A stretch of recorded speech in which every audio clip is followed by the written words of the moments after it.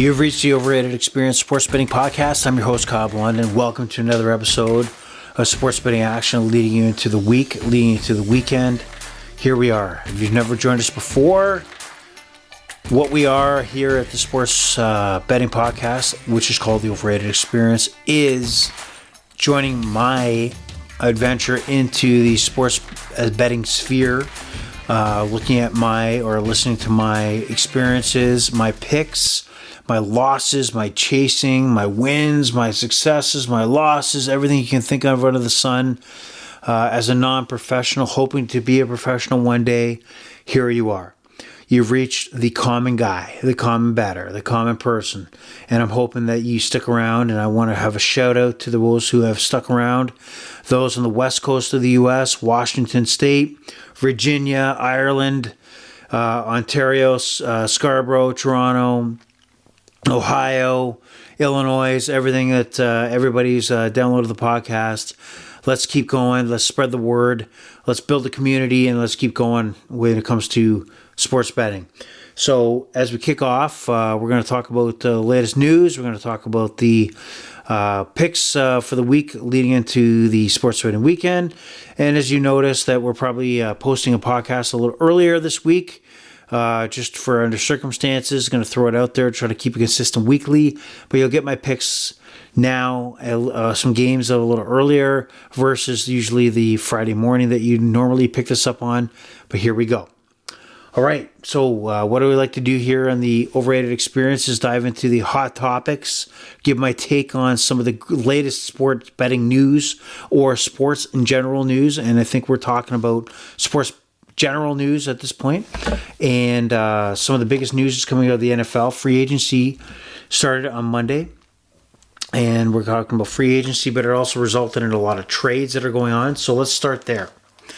Jalen Ramsey, St. Louis. We're going to say St. Louis, but LA Rams. St. Louis again.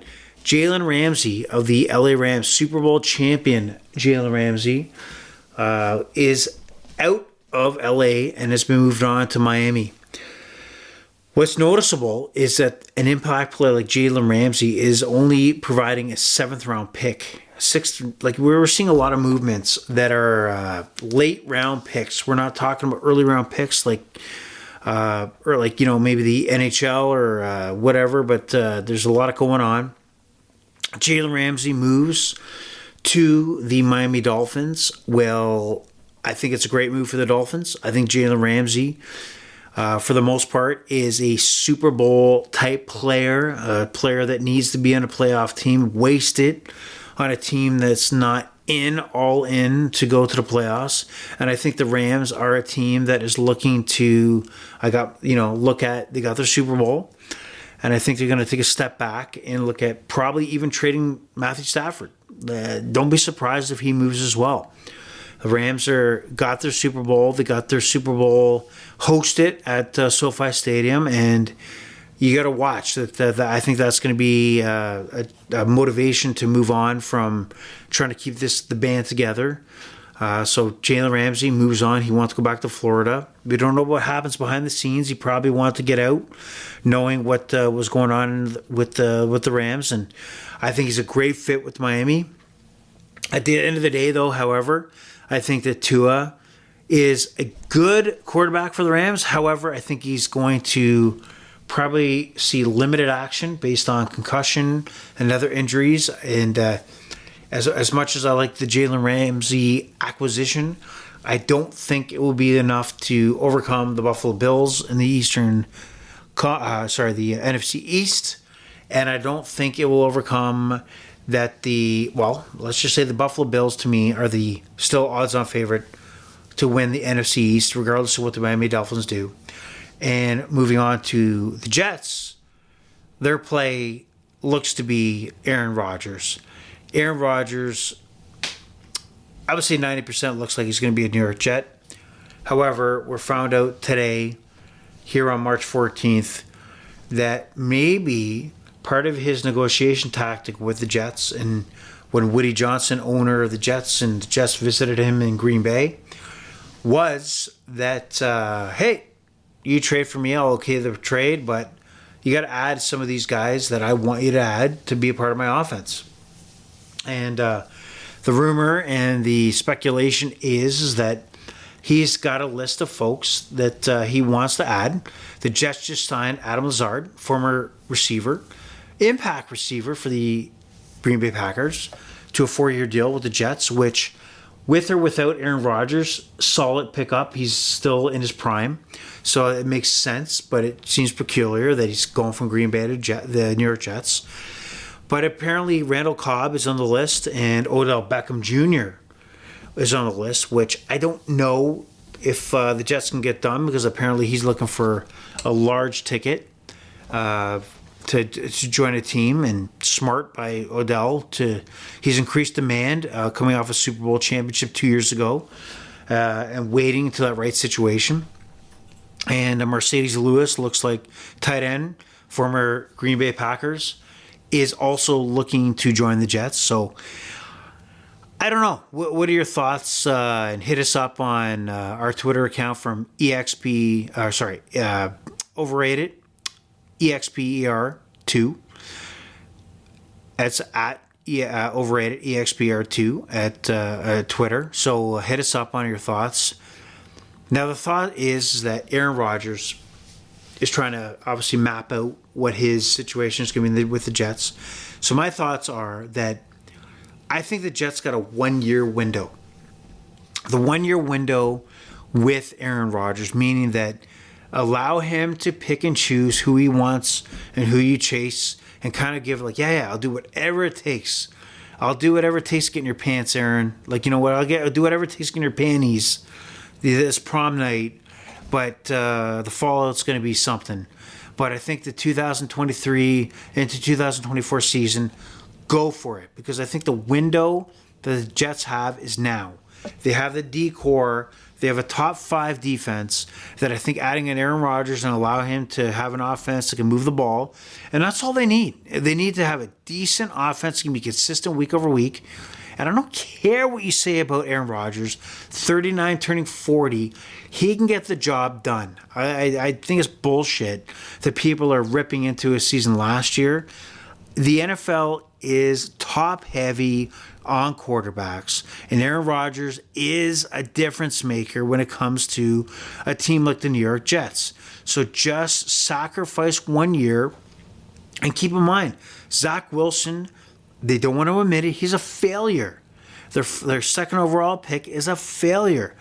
Mike White went to the the Dolphins already. So they're all in on the option of Aaron Rodgers because they have no franchise quarterback. So move on, go for it, and just know that when you get Aaron Rodgers, you have 2023 into 2024, but it'll be a fucked up mess beyond that. But I think it's worth the effort because I don't think without a quarterback, you're done anyway, and it's your wasted talent. So just go for it. So that's the Jets situation. The Raiders situation, surprise. They picked up Jimmy G, handsome Jimmy G, for 3 years and a 3-year contract to quarterback the, every time I talk about the Oakland Raiders. No, the Las Vegas Raiders. And what do you think about that? You know, Carr was gone. They didn't think he was good enough, but Jimmy G is the guy for Josh McDaniels. So it looks like he's trying to, rerun the whole Patriots familiarity situation. He's got a lot of guys in there that are Patriots offensive driven. I don't know. We'll see. But you know what? I think Devontae Adams had a tweet where it was kind of like, oh my God, what are we doing with Jimmy G here? Getting rid of Carr for Jimmy G. I just came away from Aaron Rodgers and Green Bay. But if Jimmy G can stay healthy, which is a big if, and that is a big if because he can't. But if he can stay healthy, he's a solid quarterback. They have a lot of weapons. And I think the Raiders, with Josh McDaniels and that system, can be successful. Devontae Adams can be successful. They just traded Waller, tight ends, star tight end, to the New York Giants. There's a question mark on that. Why would the Raiders trade Darren Waller to the New York Giants? Well, Darren Wallers was a no-show for the Raiders this year, injury prone. But you question, is he really injury prone, or is he want out in, he wants out of, Las Vegas and wants to go somewhere else. So maybe there's more behind the scenes we don't know. But he's gone to the Giants. They signed Jacoby Myers with the Raiders. Again, another ex-Patriot that Josh McDaniels can weave into his offense. So we'll see what happens, but not the worst thing to have Jimmy G, regardless of what Devontae Adams thinks. And Devontae Adams is collecting his paycheck. So you know what? At the end of the day, he's going to be fine. We'll see what happens there. But a lot of movement in the NFL. Just trying to think what else has come up with the NFL. A lot of, you got to watch and the depth chart. And a lot of defensive, Hargrave went from the Baltimore Ravens to the 49ers defensive tackle. That's a significant move, And then you look at Orlando Brown, who's former left tackle for the Kansas City Chiefs, Super Bowl winning Kansas City Chiefs. They decided not to re-sign him. And that's, you're talking about the best quarterback in the world, Patrick Mahomes, and they decided to not re-sign the biggest free agent possible to protect his health. And you understand, what's the story with that? Who's going to sign Orlando Brown? And that's a significant move when you look at who's beefed up their O-line, who's beefed up their defensive line, because defensive tackles or edge rushers are significant in the NFL. Not as significant as a quarterback, but as soon as you get to an edge rusher and the D-line, those are very significant and up there moves that teams you got to pay attention to. You look at the Chicago Bears. They are all in on Justin Fields. Justin Fields is their quarterback because they dumped the first overall draft pick to the Carolina Panthers and moved back to number 9. So obviously the Panthers, I guess you think, are going for C.J. Stroud or Bryce Young. However, there's a report that they may move back. We'll see what happens there. But it's pretty interesting that in April, when we look at the draft, there might be 4 quarterbacks off the board very early. And that's Richardson from Florida is moving up the draft board because of the workouts and the arm presence that he's shown in the combine. Now, you really got to know your scouting, because the fact is that Zach Wilson, after a few throws in his pro day in BYU, I think moved up the draft board and really got the Jets excited. And look how that turned out. So you got to look at Richardson for the Florida Gators. He could be like a Josh Allen type player, like a guy who can just take off, use his athleticism to create yards and be more of a natural runner and have a rocket of an arm, or it could be a flop. You don't know.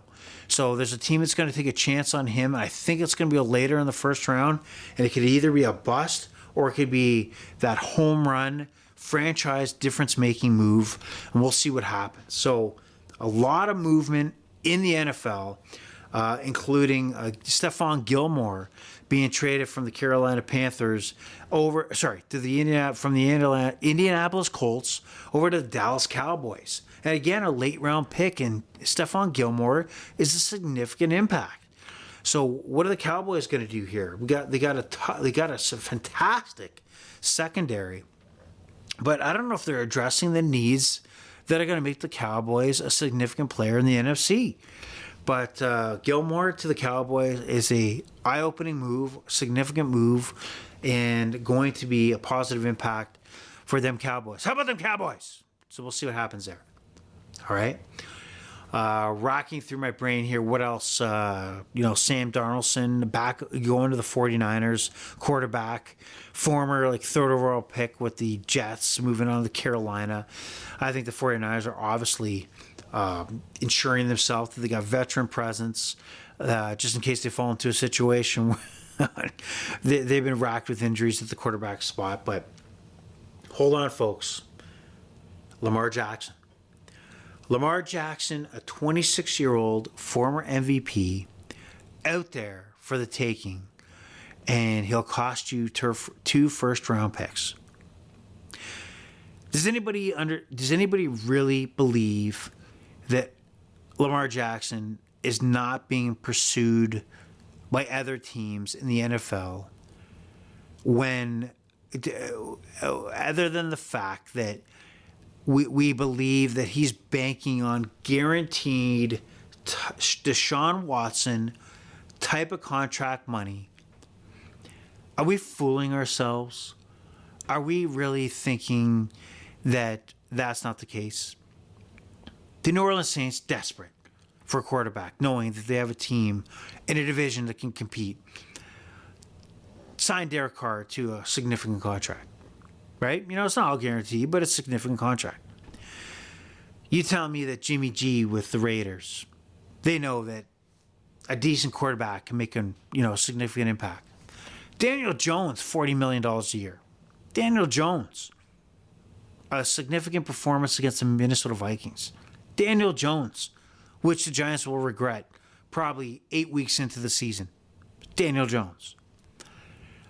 Lamar Jackson is simply being made an example of that the Deshaun Watson contract, the guaranteed, what was it, $250 million, was a mistake in the eyes of the owners of the NFL. 31 other owners, but the one other owner, Haslam, for the Browns, decided I'm so desperate, I will guarantee $250 million to a player that had like 40, 50, whatever it was, civil lawsuits against him. Not even knowing if he would play a significant part because of the suspension. And obviously he was suspended last year for a significant portion of the season.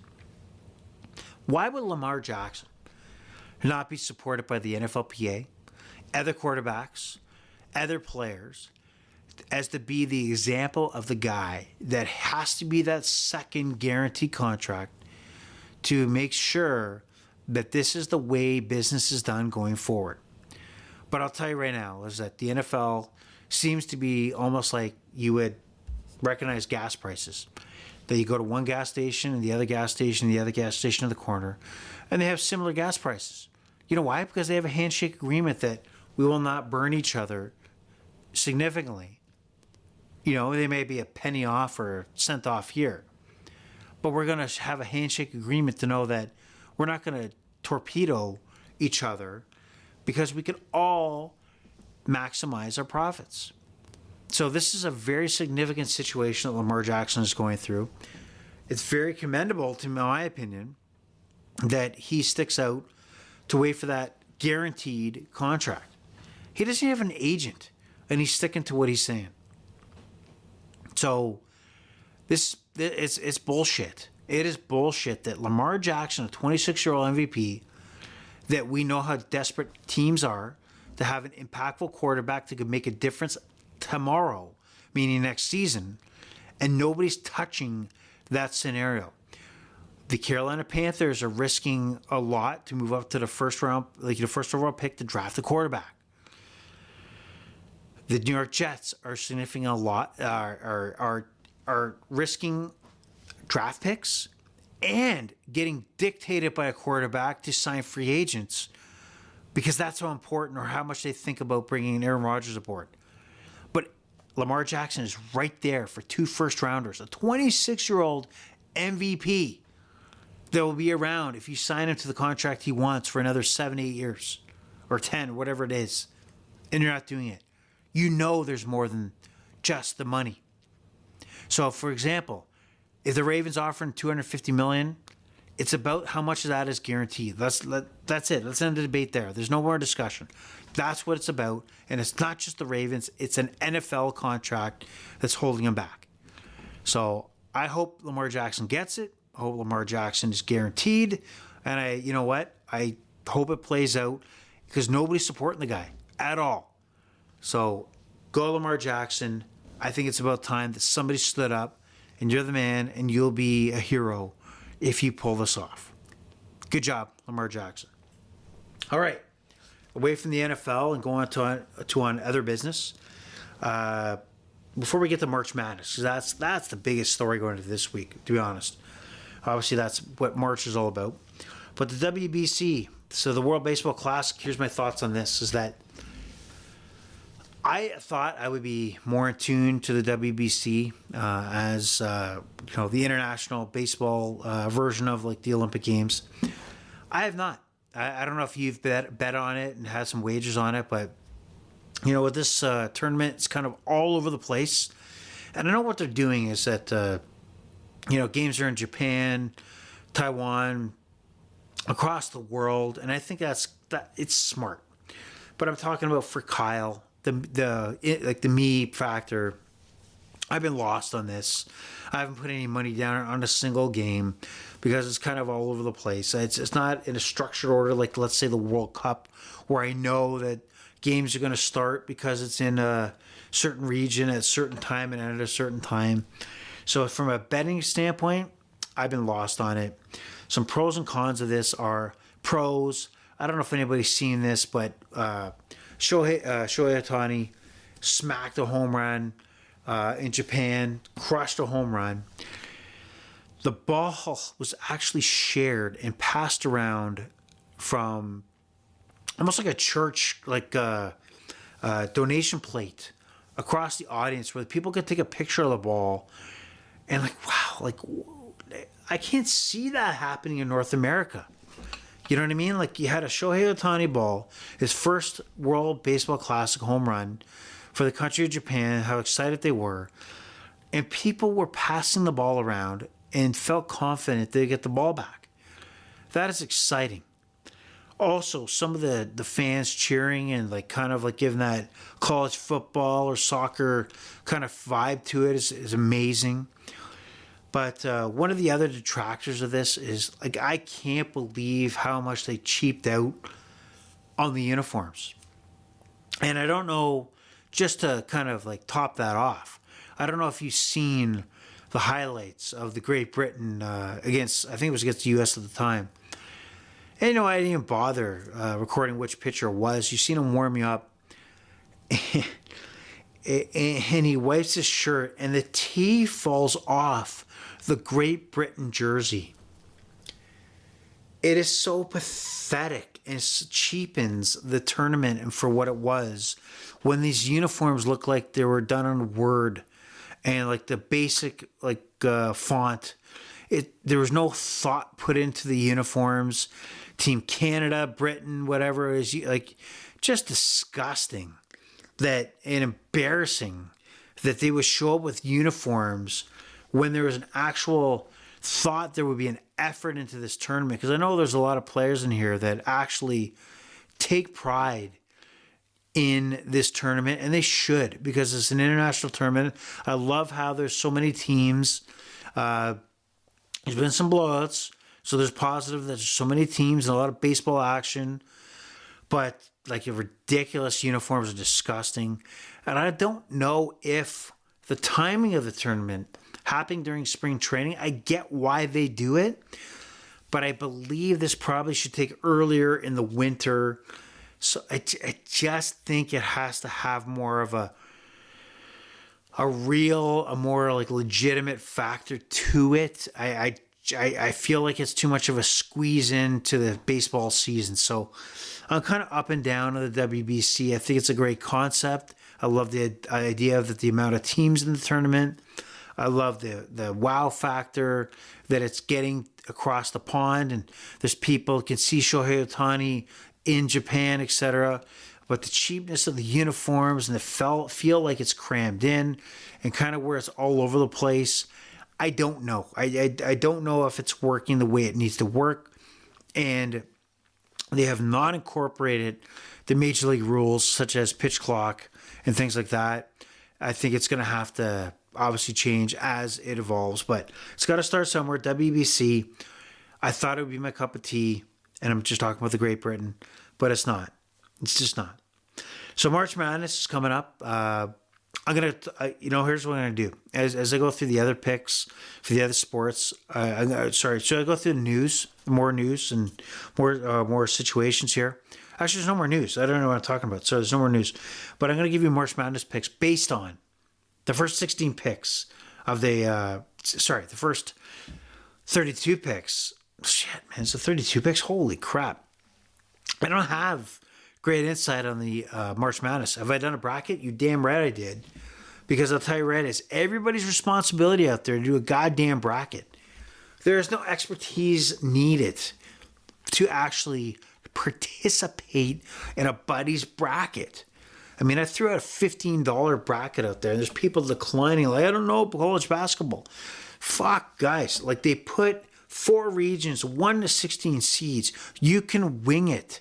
There is nothing that is telling us that it needs to be an expert that needs to do this. Obviously, there's fucking sharps that know how to do this better than the rest of us, but nobody has a perfect bracket. Nobody can predict the upsets. And it amazes me how many people bow out when offered a cheap $10, $15 bracket. It just amazes me. So when it comes to brackets and it comes to what's going on, I'm going to give you some picks. But I want you to recognize these are picks that are simply off the top of my head, because that's exactly what I know that the majority of you are doing and I'm doing. And maybe I'll become more successful based on the picks. So let's do this. So on first of all, I keep saying first of all, but first of all, second of all, third of all, whatever. March Madness is amazing. I have not experienced March Madness in Vegas just yet. And what's amazing about Vegas is that the explosion of local sports books, online betting, has not decreased in any way my desire to have a trip to Vegas to go watch and experience in a Vegas sportsbook an NFL weekend, and which I've done. What I have not done is a March Madness Thursday, Friday, just sit in the sports book, have a lot of pints. I'm talking a lot of pints. Bet like crazy and see the emotion in the sports book. You can't get better than that. And that has not been lost, even though across America, across Canada, that the expansion of the legal sports betting is upon us. The Vegas experience is the Vegas experience. So I can't recommend it more. So let's go through day 1 and day 2 of the tournament, and I'm going to wing it, and I'm going to record it for next week and see how we did based on no knowledge and just looking at the spread and kind of giving based on what my initial thoughts are. So kicking off, I'm going to do this quick. So Maryland and the West Virginia Mountaineers, I'm going to go with West Virginia minus 2.5. And I'm going to go all spreads here, by the way, just to let you know. Virginia, 5.5. Take Virginia over Furman. I'm going to go, we got Missouri, Utah State, 1:40 p.m. on Thursday. I'm actually going to take Missouri on this one, minus plus 1.5. Kansas, 22.5 in Howard. I'm going to take Kansas to cover the 22.5 to smoke Howard. Texas A&M CCC plus 23.5 over Alabama. Alabama, I think it's going to let up, so I'm going to take Texas A&M CCC just to cover. I don't think Alabama is going to kind of like take the foot off the gas here. Charleston, underdog San Diego State. I'll take San Diego State 5.5.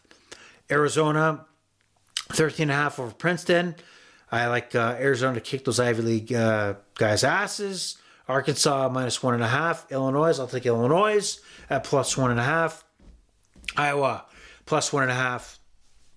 Auburn minus 1.5 plus 100. I'll take Auburn plus 100. Oral Roberts, Duke 6.5. I'll take Duke. Duke's the hotter team right now, so I'll take 7 plus, no problem. Texas 13.5 over Colgate. I'll take Texas 13.5. 14 runaway with it in the second half. Northwestern, Boise State. I will take Northwestern minus 1.5. Houston 19.5 plus over Northern Kentucky. Stat I heard today, and this is why you watch shows or subscribe to VSiN, which is the sports betting dedicated network. And here in Canada, we get at least the morning show, and I think that it's great entertainment. Mitch Moss. And it's fantastic. It's fun to watch.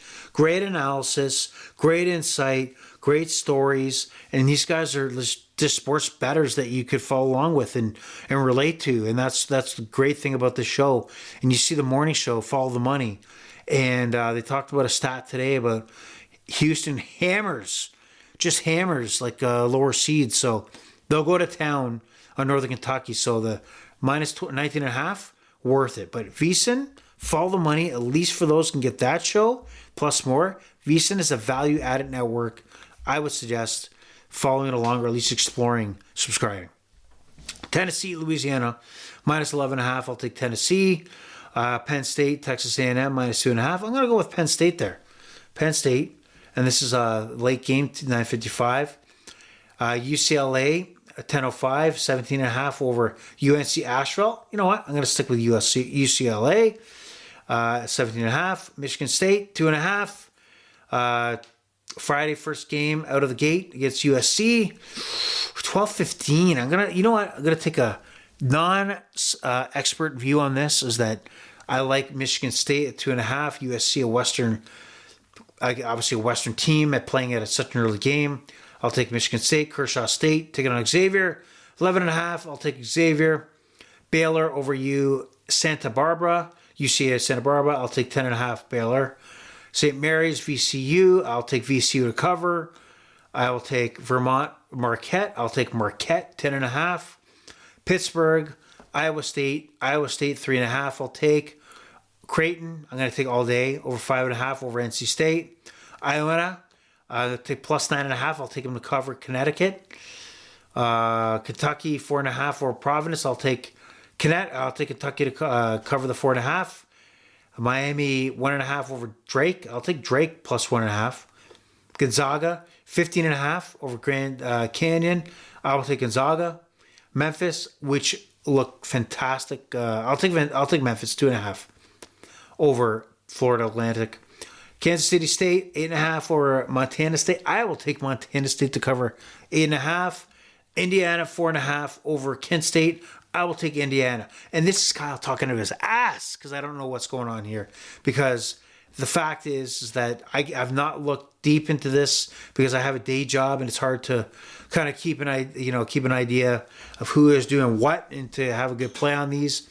I will say the conference tournaments that happened previous weekend, when I had 20 minutes to look at a game prior to betting, there was a lot of information I felt had more of a feel than like an NHL game or an NBA game. So take your time, look at the trends, look at some insight, look at some feedback, and I think you might feel confident on some of the over-unders, some of the spreads, especially some of the close spreads that I think that you'll find more impactful than when you have a pro game. So take some time Wednesday night, going into Thursday, and really do some homework and pick out 2 or 3 games and aim at it. Because I just talked to my ass here, and you know what? I bet you I'll do at least 500. I hope I am. I'll record it. I'll record it and talk about it next week. But I think there's money to be made here. Just calm down. It's a lot to digest because it's not only the game, it's not even the spread, it's not the money line, it's the over. There's tons of props.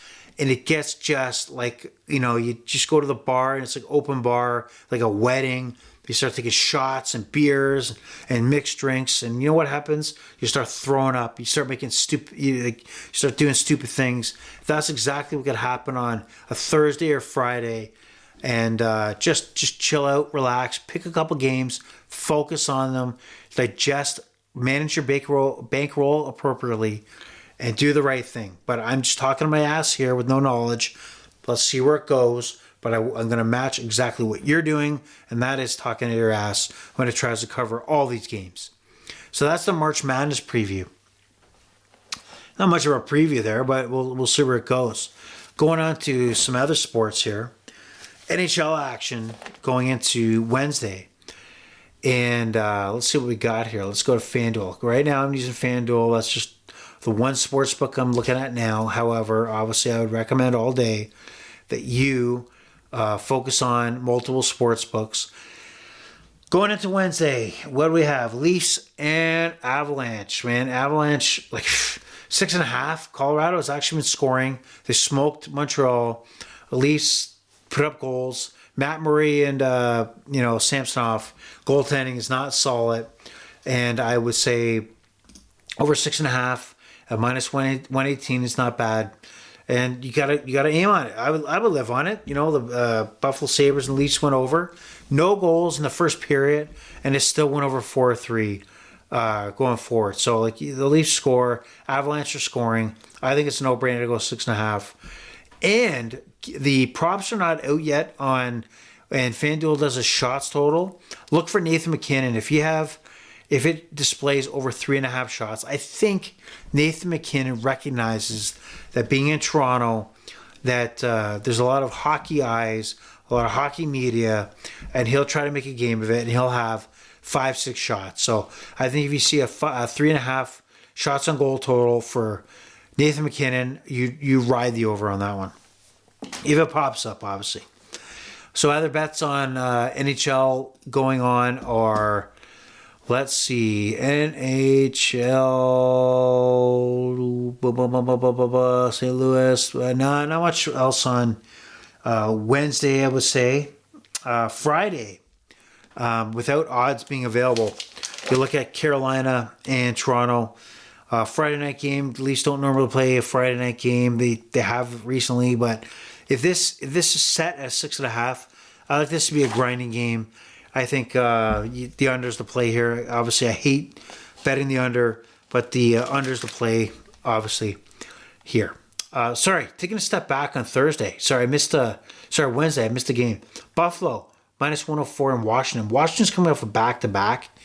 Buffalo's got a big win coming off in Toronto. I like Buffalo in this game. Rangers knocked off Washington tonight. Buffalo coming in fresh. Washington coming in. It's not like a long road trip to Washington, but back-to-back games. You got to like the team hasn't played and is fresh, and Buffalo minus 104. Take it. So skipping forward to Saturday, you have Edmonton and Seattle. I like the over 6.5 if that's what the line is set. You have Ottawa, Toronto.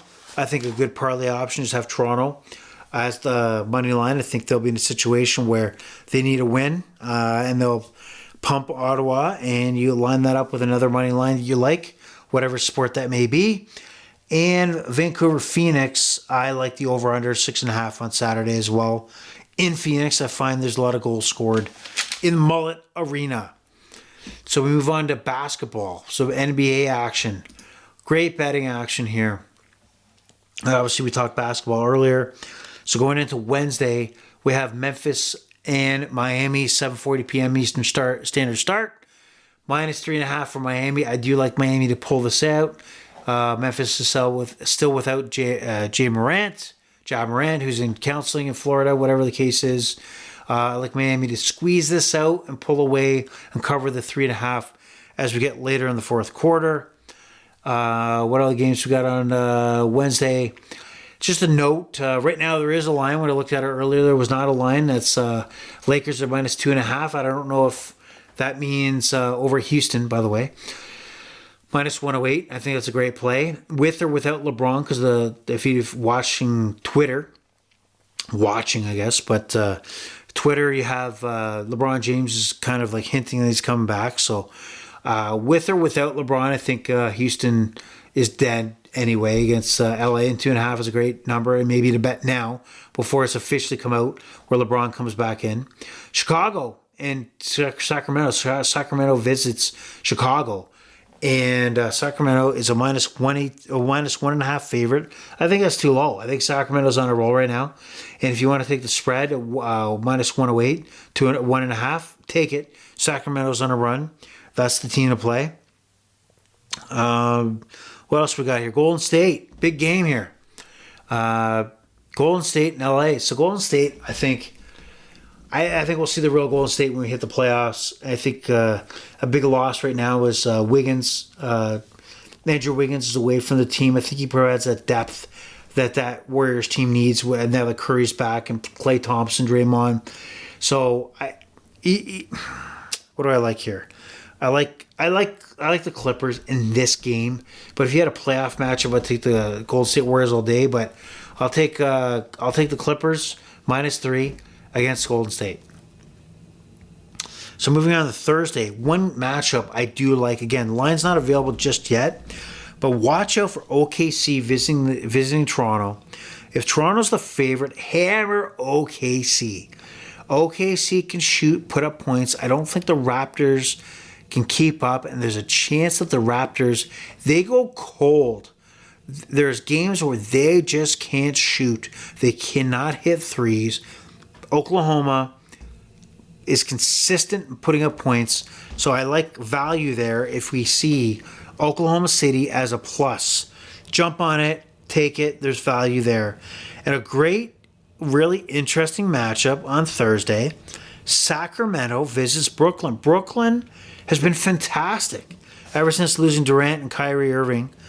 They have been fantastic in Sacramento's turning into that team that you're going to love. They just got into a brawl with the Milwaukee Bucks, and they're a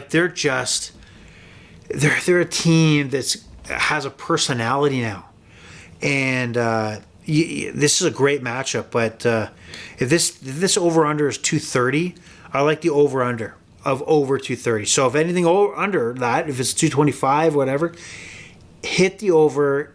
Anything that is 230 or less. So I like these two teams. Sacramento's that team that I think is going to have a cult following. They're just interesting to watch. They really are. What other things do I have here? I thought I had some like EPL action. Well, let's check it out here. All right, some EPL tomorrow. Midweek action. Actually, I'm going to skip the Champions League first. So some big matchups here. We have Napoli and Frankfurt. I'm going to skip that game. There's not much there I feel confident on. What I do feel confident on is Real Madrid and Liverpool. Right now, the aggregate is 5-2. Real Madrid. Liverpool took a 5-0 lead. Man, that's wrong. Sorry. I meant Liverpool took a 2-0 lead against Real Madrid, and then Real Madrid smoked Liverpool 5-2. I mean, 5 straight goals unanswered. So Liverpool coming into this game, either it's going to come in this game like it's a write-off, this is a formality, it's not going to happen, or they're going to come out on fire like they did game 1. So here's my thought on this. The value here, I do believe there's going to be at least 3 goals, and I think Liverpool is going to open the scoring, kind of like that fighter that puts a few shots in and thinks they have a chance, and they can't knock down their opponent, and the opponent comes back. So here's what I think. I think it's going to play out exactly like the first matchup, where Liverpool jumps out to at least a 1-0 lead, and not even if they might pop in 2-0, but Real Madrid comes back even without Benzema. Benzema is not playing, my understanding, is in this game, but I think he is. I can't recall if he's not playing. No, he's playing this game. I think at plus 230, this game going over 3.5, there's value. Liverpool has nothing to... They're already down 3-0. Let's say that. Let's look at it this way. Going into the game, they need to press right off the bat. They have enough offense to at least strike early, and Real Madrid to play defensively until they don't need to anymore, and then Real Madrid can counterattack and smoke Liverpool. I don't think there's any chance that Liverpool is going to come back and advance over Real Madrid, but I do think the opportunity here is a plus 230 that Real Madrid, sorry, it's a plus 230, plus 136, my apologies, that Real Madrid and Liverpool are going to go over 3.5 goals. So plus 138, I'm going to take the over for the record. EPL action. So that's also happening. So as we have Champions League, we also have some EPL action midweek. Now, I was wrong. I took Brighton last week. I thought Brighton, based on the history, and they're playing Crystal Palace tomorrow, that they had a history of 20 shots on target. Sorry, 20 shots in general, 7 shots on target at least. They didn't meet that against Leeds on the weekend. I failed on that. That was I look at that as it's a failed pick, but it was not a bad pick. but it was wrong. I did not pick the right situation.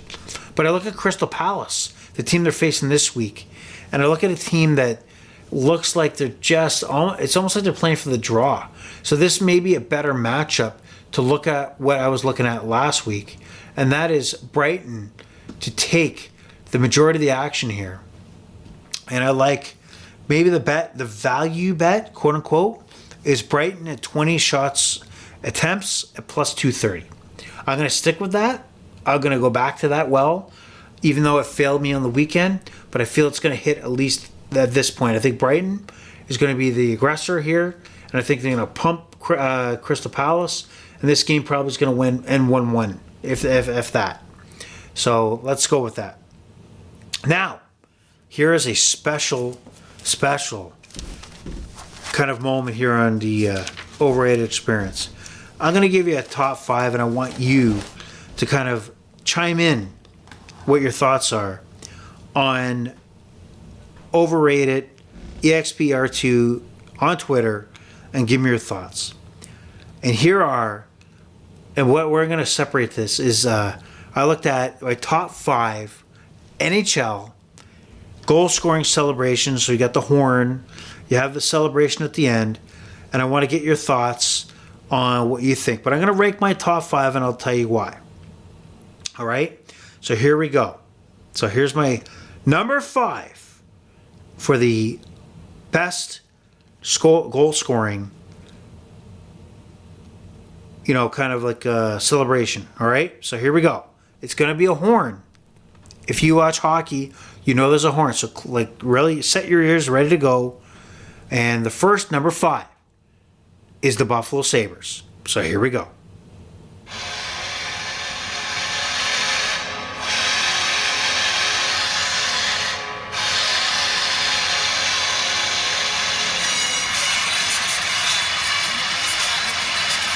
All right, Sabres. What did I pick number 5?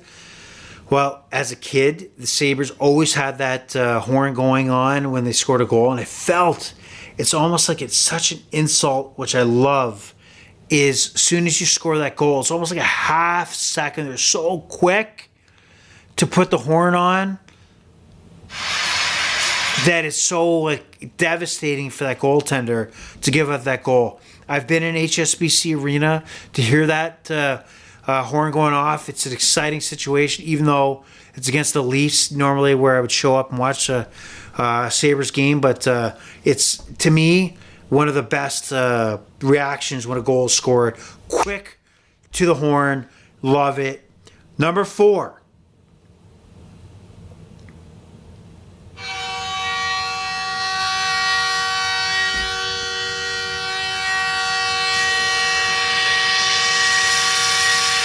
Now, I hate the Montreal Canadiens, but that sound is so unique to Montreal and so devastating and so degrading to the opposition. I love it, but don't tell anybody who's a Habs fan, because I hate that toilet seat symbol fucking team. I hate the Habs. Okay, so just let's hold off. Number 3, top celebration, not goal scoring anthem.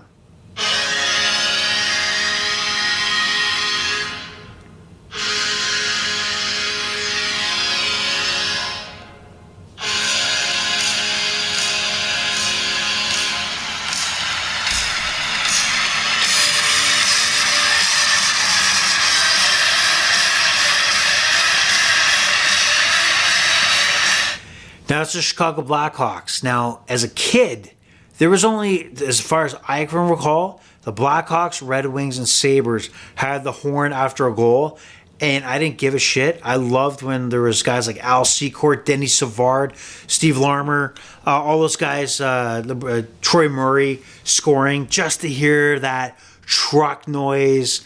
It was so amazing, so unique to the Chicago Blackhawks. So growing up, loved it. Then you add in the Patrick Kane, Jonathan Taves era, and Duncan Keith, Brent Seabrook, that era where you got the da-da-da-da-da-da-da-da. Just amazing. Love it when they went on their Stanley Cup run. So that's number 3. Number 2.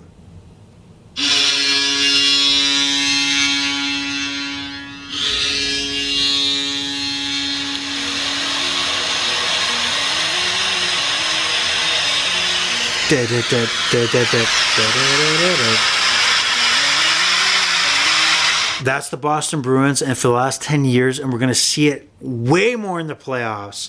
This team is going to go on a run. You're going to hear that a ton. I love it. The crowd goes nuts. It feels like they're overwhelming you. And all season, this season in the NHL, they're the best team right now in the NHL. And they got, again, like I said, you're going to hear that celebration over and over and over in the playoffs, because I think they're going to go on a run. So the Boston Bruins sit at number 2, but at number 1 for the NHL, number 1 celebration, horn plus after effect. Are you ready? Here we go.